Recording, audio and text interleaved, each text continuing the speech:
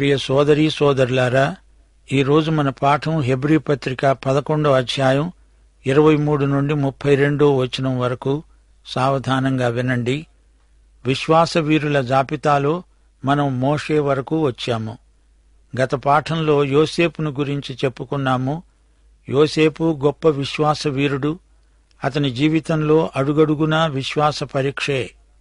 ముందు తనకు వచ్చిన కల, తాను గుంటలో పడద్రోయబడినప్పుడు, ఈజిప్టులో ఉన్నప్పుడు, చెరసాలలో ఉన్నప్పుడు, ఇవన్నీ తనకు కఠిన పరీక్షలు. అన్నిటిలో గెలిచాడు. అయితే ఈజిప్టులో ఉన్నత పదవిలోకి వచ్చినా అతడు తన స్వదేశాన్ని మరచిపోలేదు. యూదులకు పునరుత్థానమును గురించిన అవగాహన పరిమితమైనది. వాగ్దత్త భూమిలో పాతిపెట్టబడితేనే కాని పునరుత్థానముండదు అని వారి నిరీక్షణ. పూర్తి అవగాహన అప్పటికి వారికి లేదు. అందుకే యోసేపు తన ఎముకలను తీసుకువెళ్లి పాలస్తీనాలో పాతిపెట్టవలసిందని కోరాడు. షెకెములో సమరయ ప్రాంతంలో అతని ఎముకలను పాతిపెట్టారు. సరే, ఇప్పుడు మోషే వృత్తాంతం వినండి. హెబ్రీ పత్రిక 11వ అధ్యాయం 23వ వచనం. మోషే పుట్టినప్పుడు అతని తల్లిదండ్రులు ఆ శిశువు సుందరుడై ఉండడం చూచి విశ్వాసమును బట్టి రాజాజ్ఞకు భయపడక 3 మాసములు అతణ్ణి దాచిపెట్టారు. మోషే తల్లిదండ్రులు దేవుని యందు భయభక్తులు గలవారు.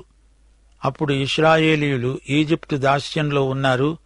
మోషే విషయంలో అతని తల్లిదండ్రులు ఎంతో సాహసం చేయవలసి వచ్చింది. 24-25 వచనాలు.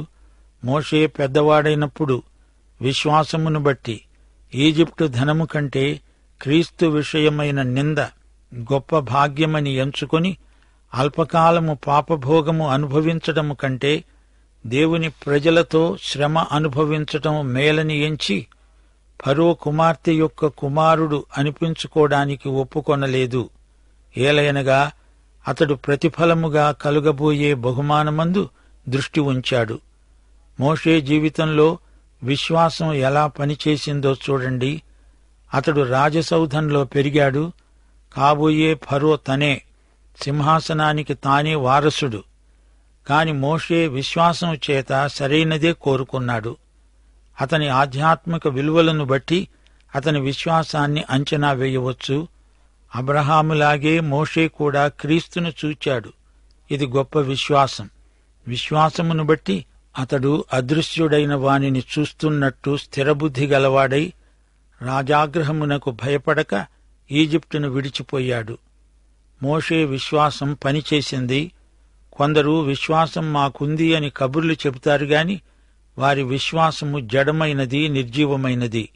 అది పనిచెయ్యని నిష్ఫల విశ్వాసం.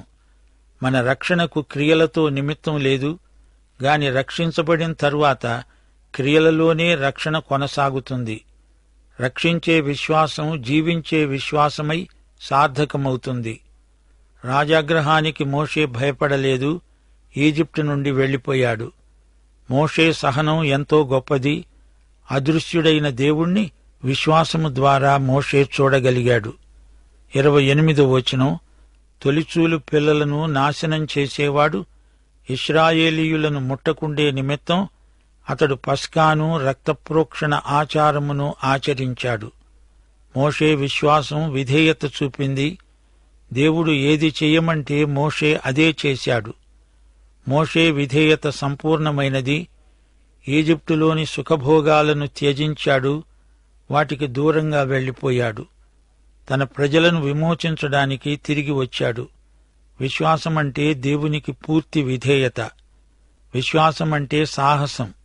క్రియాశీలమైన విశ్వాసం మంచి ఫలితాలనిస్తుంది. 29వ వచనం.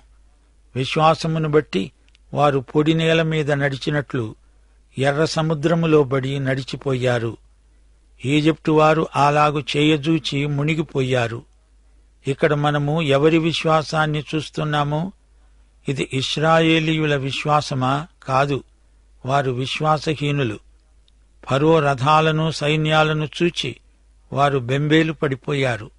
తిరిగి వెళ్లిపోతే బావుండు అనిపించింది. ఈజిప్టులోనే ఉండిపోతే సరిపోతుంది, ఈ బాధలు మాకెందుకు అనుకున్నారు. అది మోషే విశ్వాసం. చేతికర్రతో నీటిమీద కొట్టాడు. అప్పుడు మార్గం ఏర్పడింది. ఆరిన నేలపై నడిచినట్లు సముద్రం దారి ఇచ్చింది. మోషే నడిపించాడు, వారు నడిచారు. మోషే విశ్వాసం జయించింది. అప్పుడు వారు విజయ గీతిక పాడారు. మోషే విజయమే ఇశ్రాయేలు విజయం. 30వ వచనం, విశ్వాసమును బట్టి 7 దినముల వరకు ప్రదక్షిణము చేయబడిన తరువాత యెరికో గోడలు కూలాయి. ఇది యెహోషువ విశ్వాసం. యెహోషువ విశ్వాసం కనిపెట్టే విశ్వాసం. యెరికో చుట్టూ 7 సార్లు తిరిగారు. ఎందుకు ఊరికే ప్రదక్షిణం చేస్తున్నట్లు? అదే విశ్వాసమంటే. 7ఓసారి ప్రదక్షిణమయ్యే వరకు వారిలో నిరీక్షణ ఇంకా బలపడింది. సైన్యములకధిపతి అయిన యెహోవాయందు యెహోషువాకు అచంచలమైన విశ్వాసమున్నది. పరలోకము నుండి సేనాపతి ఆజ్ఞ, అంతే. అదే విశ్వాసమంటే. కనిపెట్టి చూడండి, యెరికో గోడలు నేలమట్టమవుతాయి అంటోంది యెహోషువ విశ్వాసం. సందేహించక దేవుడు చెప్పింది తూచా తప్పకుండా చేశాడు. అఖండ విజయం సాధించాడు.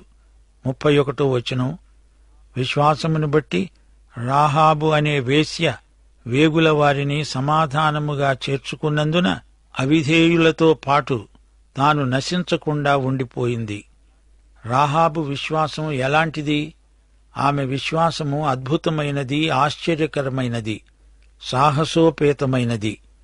యెరికో గోడలు కూలిన సందర్భమది. 7 రోజుల తరువాత లోపల ఉన్న వారికి ఆశ్చర్యము గొలిపే సంఘటన. అవిధేయులెందరో నశించారు, గాని రాహాబు క్షేమంగా ఉంది. యెరికో మంచి స్థలం కాదు. అందులో ఉన్న రాహాబు వృత్తిరీత్యా ఒక వేశ్య. వేశ్యలు అంటే బహిరంగ పాపులు. కాని ఈ వేశ్యకు దేవుని యందు విశ్వాసముంది. ఆ పట్టణంలో మంచి పేరు గడించిన వారున్నారు. వారందరూ నశించారు. విశ్వాసమున్న ఈ పడుపుగత్తె జీవించింది. వారందరూ ఎందుకు నశించారు? విశ్వాసము లేని అవిధేయులు. గనుకే వారు ఒక్క పెట్టున నాశనమయ్యారు. యెరికో పూర్తిగా ధ్వంసమైపోయింది. విశ్వాసం బతికిస్తుంది, అవిశ్వాసం చంపుతుంది. రాహాబు విశ్వాసం అపురూపమైనది, ఆశ్చర్యకరమైనది. ఇశ్రాయేలీయులు ఎర్ర సముద్రం దాటారు అనే వార్త వెల్లడి అయింది. యెరికో ప్రజలు ఈ వార్త విని కలవరపడ్డారు. వరదలు వచ్చే సమయంలో వారు యొర్దాను నది దాటడం మరో విచిత్ర వార్త. యెరికోలో ఉన్నవారికి తమ పట్టణపు గోడలు బలమైనవి, శత్రువులెవ్వరూ లోపలికి రాలేరు అనే ధీమా ఉంది. వేగులవారు యెహోషువ పంపగా వచ్చారు. వారు రాహాబును కలుసుకున్నారు. వారు తమ దేవుణ్ణి గురించి చెప్పారు. యెహోవా దేవుడు యెరికో పట్టణాన్ని తమ చేతికి అప్పగిస్తాడని వారు ఖండితంగా చెప్పారు. ఆమె ఈ వేగుల వారిని తన ఇంట్లో దాచింది. అది గొప్ప సాహసం. ఆమె వారి నుండి అభయం పొందింది. అయ్యా, మీరీ పట్టణముపై దండెత్తి వచ్చినప్పుడు నన్ను, నా కుటుంబాన్ని జ్ఞాపకం చేసుకోండి అని అడిగింది. వారామెకు మాట ఇచ్చారు. సైన్యం దండెత్తి వచ్చినప్పుడు రాహాబు కిటికీలో గుండా తొగరు రంగు దారం కనపడేటట్లు జారవిడవాలి. అది గుర్తింపు కోసం.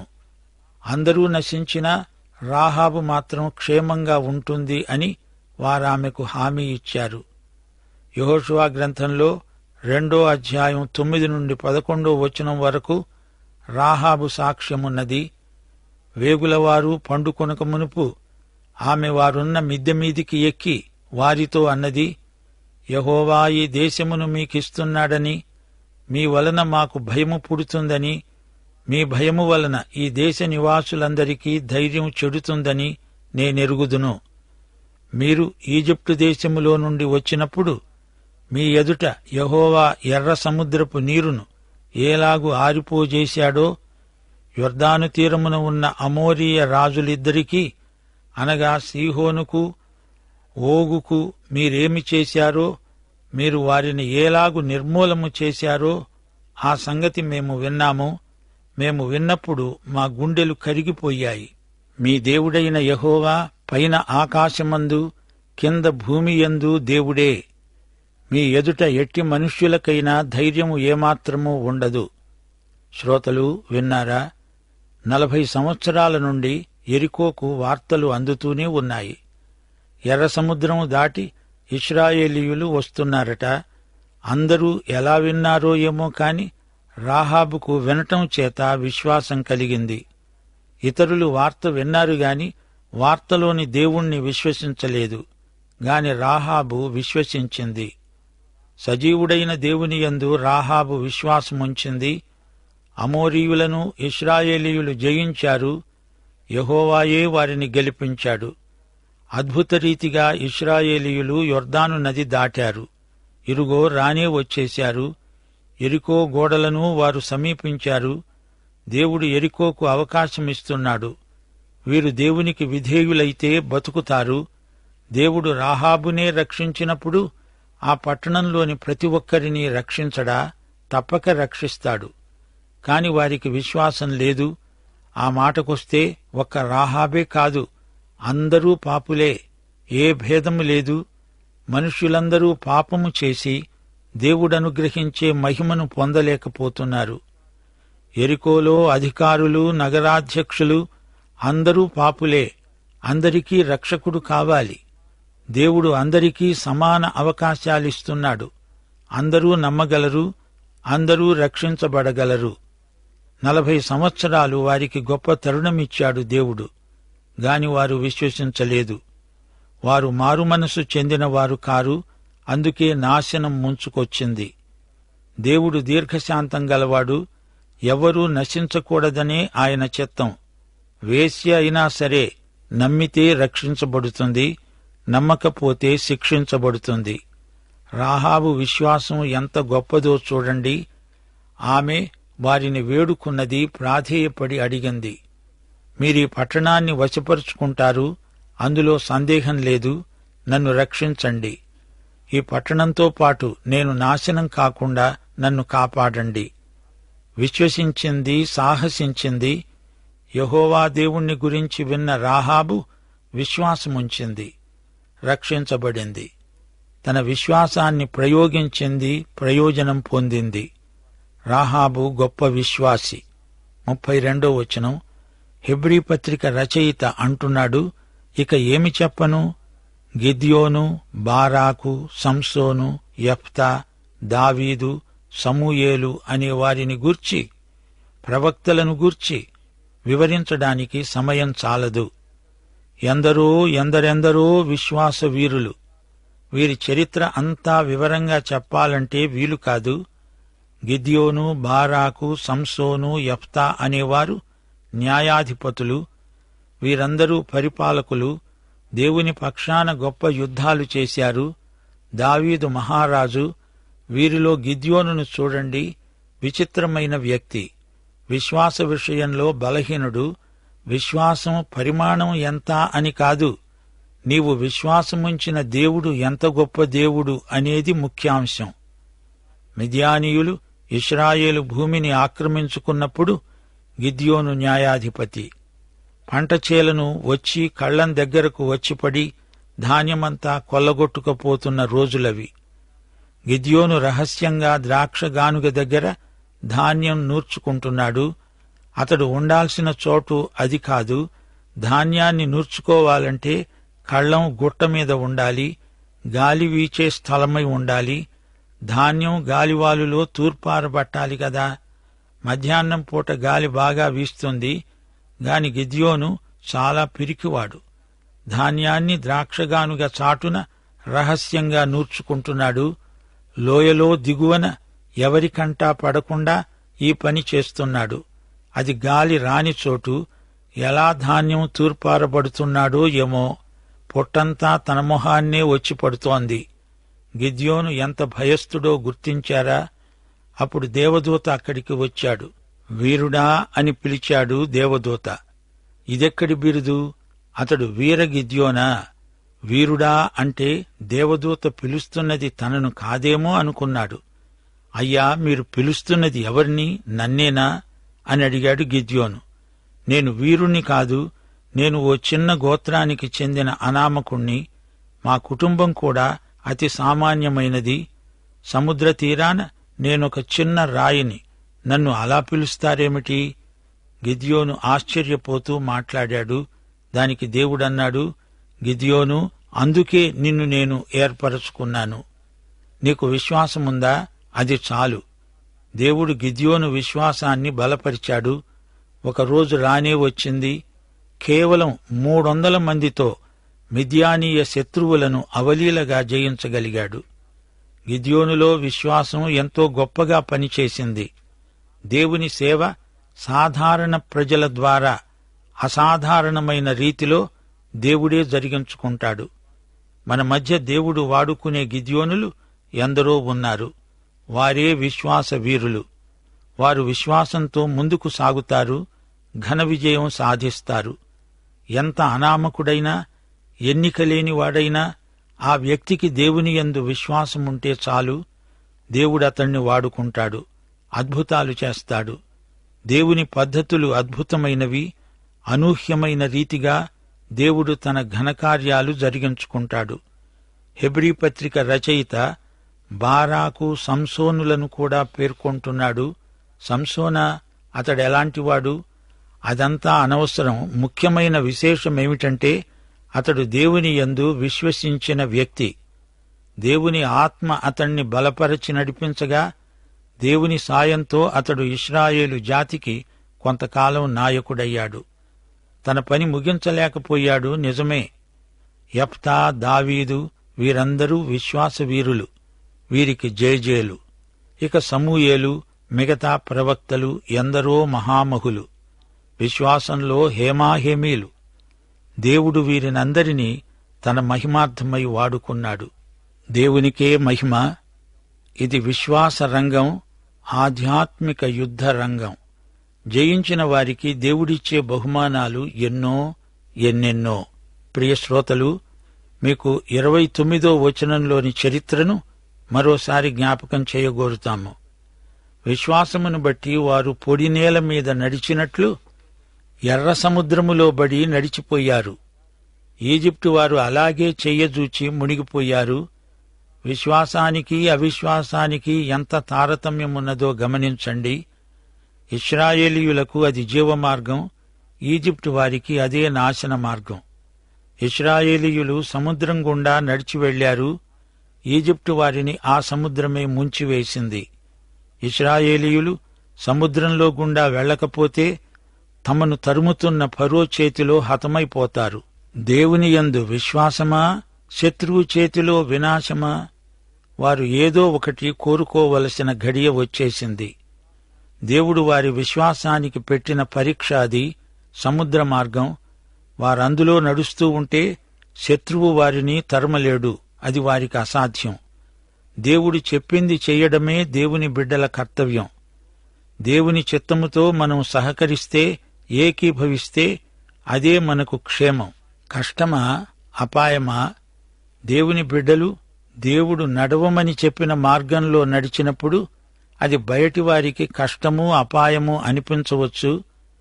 గాని దేవుని బిడ్డలకు కష్టమూ లేదు, అపాయమూ రాదు. మన బలహీనత కాదు, దేవుని బలాతిశయమును బట్టి మనం నడవగలం. దేవునికి ఇష్టమైనది మనకు కష్టం కాదు. దేవుడు చూపిన ఉపాయం మనకు అపాయము కాదు.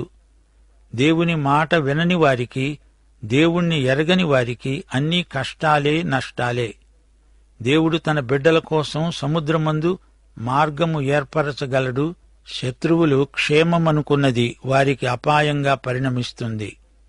దేవుని బిడ్డలకు మార్గం తెరుచుకుంది, తదితరులకు మార్గం మూయబడుతుంది. ఇక్కడ 2 వ్యక్తులను చూడండి. ఒకడు ఇశ్రాయేలీయుడు, మరొకడు ఈజిప్టువాడు. ఇశ్రాయేలీయుడు నిబంధన మనిషి. అతనికొక లక్ష్యమున్నది, ప్రణాళిక ఉన్నది. అతని స్వంత చిత్తం కాదు, అతడు నిబంధనకు కట్టుబడి ఉన్నాడు. దేవుడే మార్గం ఏర్పరచి అందులో నడువు అంటే అతడు నడుస్తున్నాడు. గాని ఈజిప్టు మనిషి అలా కాదు. అతడు దేవుణ్ణి ఎరగడు. దేవుని నిబంధనకు అతడు అన్యుడు. యెహోవా శక్తిని అతడెరుగడు. దురహంకారంతో, దురభిమానంతో దేవుని చిత్తానికి ఎదురు తిరిగినవాడు ఈజిప్టు మనిషి. ఎర్ర సముద్రం సంఘటనలో, దేవుని అద్భుతంలో ఈజిప్టు మనిషి కనపడకుండా మునిగిపోయాడు. దేవుని పాదాల కింద అణిగిపోయాడు. ఇప్పుడు చెప్పండి, ఈజిప్టు వారిని దేవుడు నాశనం చేశాడా? అవునుగాని ఒక విధంగా చూస్తే దేవునికి ఎదురు తిరిగి వారే నాశనమయ్యారు. దేవుడు ఇశ్రాయేలు వారి కోసం చేసిన అద్భుతాన్ని ఈజిప్టు వారు వాడుకోగలరా? దేవుడు తన అద్భుతాలను అర్థవంతంగా నిర్వహిస్తాడు. అద్భుతాలు దేవుని మహిమ కొరకు, ఆయన బిడ్డల క్షేమాభివృద్ధి కొరకు మాత్రమే. దేవుని ఎరుగని ప్రజలకు దురభిమానం ఎక్కువ. ముగింపులో యెరికో ఉదంతం పునర్విమర్శ చేయగోరుతాము. విశ్వాసం వల్లనే వేశ్య అయిన రాహాబు గూఢచారులకు సమాధానంతో స్వాగతం పలికింది. అవిధేయులతో పాటు ఆమె నశించలేదు. విశ్వాసం వల్లే వారు 7 రోజులు యెరికో పట్టణం చుట్టూ తిరిగిన తరువాత దాని గోడలు కూలిపోయాయి. వీరి ప్రదక్షిణం విశ్వాస ప్రదక్షిణం. ప్రదక్షిణానికి యెరికో గోడలు కూలడానికి సంబంధమేమిటి? విశ్వాసానికి సాధనాలు ముఖ్యం కాదు, సాధ్యం కావడం ముఖ్యం. శక్తి చేత కాదు, బలము చేత కాదు, యెహోవా మాట చేత అది జరిగింది. అది అసలు రహస్యం. యెరికో పట్టణంలో ఒక్కరు తప్ప అందరూ అవిశ్వాసులే, అవిధేయులే. ఆ ఒక్క వ్యక్తి రాహాబు అనే వేశ్య.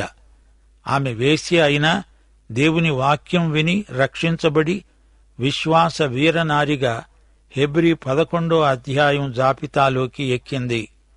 పాపులకు రాహాబు రక్షణ సాక్ష్యం ఎంతో ప్రోత్సాహకరం. ఆమె హృదయంలోకి దేవుని వాక్యం ప్రవేశించిందంటే అందరిలో రక్షించబడే సాధ్యత ఉందని అర్థం. యెరికోలో ఉన్న గొప్ప అధికారుల కంటే, మేధావుల కంటే రక్షించబడిన ఈ మాజీ వేశ్య గొప్ప వ్యక్తిగా రూపొందింది. ఆమె విశ్వాసమే ఆమెను, ఆమె ఇంటివారిని నాశనం కాకుండా రక్షించింది, కాపాడింది. ఆ తరువాత ఆమె నీతిమంతురాలై దేవునికి విధేయురాలై జీవించింది. భౌతికంగా యెరికో నాశనమైనప్పుడు ఆమెను కాపాడడమే కాదు, ఆమె ఆధ్యాత్మిక అక్కరలు తీరాలి. ఆమె ఆత్మరక్షణను పొందిందని మనం చెప్పగలం. రక్షణ శక్తి భౌతిక స్థాయిలోనూ ఆధ్యాత్మిక స్థాయిలోనూ పనిచేస్తుంది. దేవునికి స్తోత్రం. పాఠం సమాప్తం. యెహోవా మిమ్ములను ఆశీర్వదించి కాపాడునుగాక. యేసుక్రీస్తు మీకు తన సన్నిధిని ప్రకాశింపజేసి మిమ్మును కరుణించునుగాక. పరిశుద్ధాత్మ మీ మీద తన సన్నిధి కాంతి ఉదయింపచేసి మీకు సమాధానము కలుగజేయునుగాక. ఆమేన్.